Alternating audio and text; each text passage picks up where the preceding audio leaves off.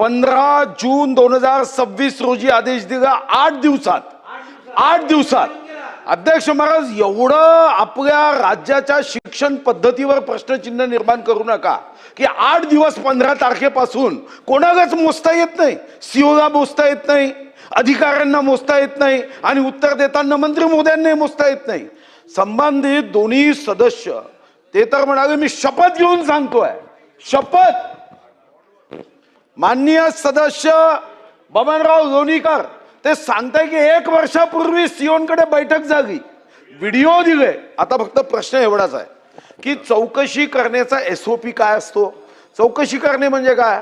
का आरतीचं ताट घेऊन त्या अधिकाऱ्याची आरती करून बोल बेटा खरं बोल तू प्रश्न खाल्ले का, की त्याला गुदगुल्या लावून विचारतात अध्यक्ष महाराज की असा गुदगुल्या लावून विचारायचं अरे बोल बेटा तुझं काय म्हणणं आहे, असं आपण करतो का अध्यक्ष महाराज? आज जांच का मतलब किसी पे नहीं आएगी आज, इसका मतलब जांच।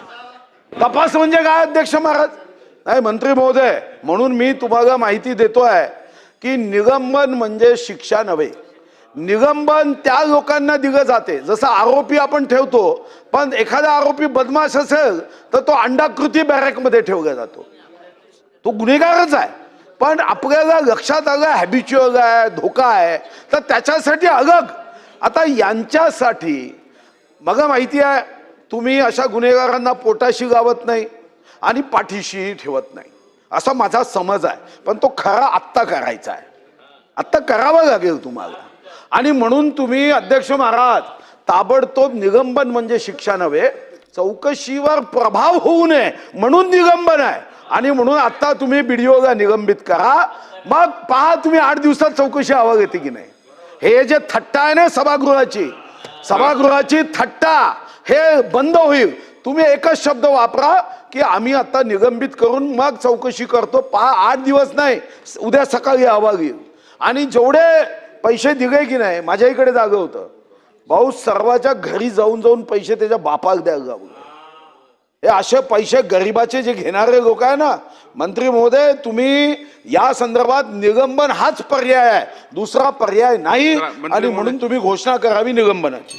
सन्माननीय सदस्य ज्येष्ठ सदस्य सुधीर भाऊंनी आता सभागृहामध्ये ज्या भावना व्यक्त केलेल्या आहेत, किसी पे नहीं आएगी आज उसी को कहते जांच, माझंही म्हणणं तेच आहे की याच्यामध्ये कुणावर आज आलीच नाही पाहिजे। जो दोषी आहे त्याच्यावर कारवाई झाली पाहिजे। सभागृहात मध्ये मी सांगतो, आपण जे 1 वर्ष आपण मगाचपासून म्हणताय, तक्रार 25/5/2026 ला आलेली आहे, तक्रार 25/5/2026 ला आलेली आहे आणि त्या तक्रारीवर हा प्रश्न आलेला आहे। अजून तक्रारी आल्यानंतर फक्त 40 दिवस झालेले आहेत। आपण आल्यानंतर त्याची चौकशी जी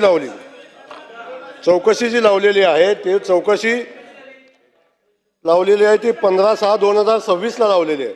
आणि त्याच्यानंतर जो तक्रार आलेली आहे त्याच्यामध्ये एकच मी पॅरा वाचून दाखवतो।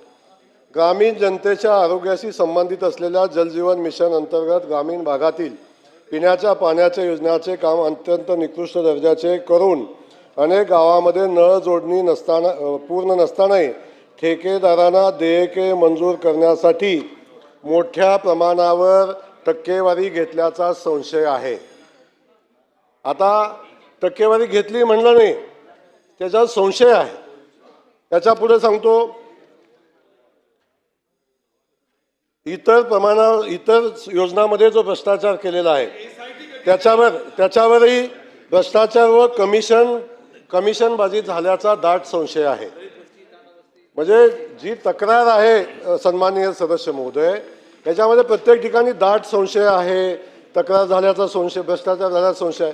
मी आपल्याला क्लिअर सांगतो, तोच काय संदीप पवारच काय, या राज्यातला कुठलाही अधिकारी जो घरकुल किंवा या योजनांमध्ये पैसे घेतो त्याच्यावर कारवाई केलीच जाईल। आणि याच्याही मध्ये मी सांगतो तुम्हाला, याच्यावरही सीओना तातडीनं सूचना देण्यात येतील। 8 दिवसाच्या त्याचा चौकशीचा अहवाल सीओ कडून मागून घेऊ आणि 8 दिवसाच्या आत त्याच्यावर कारवाई आपण करू।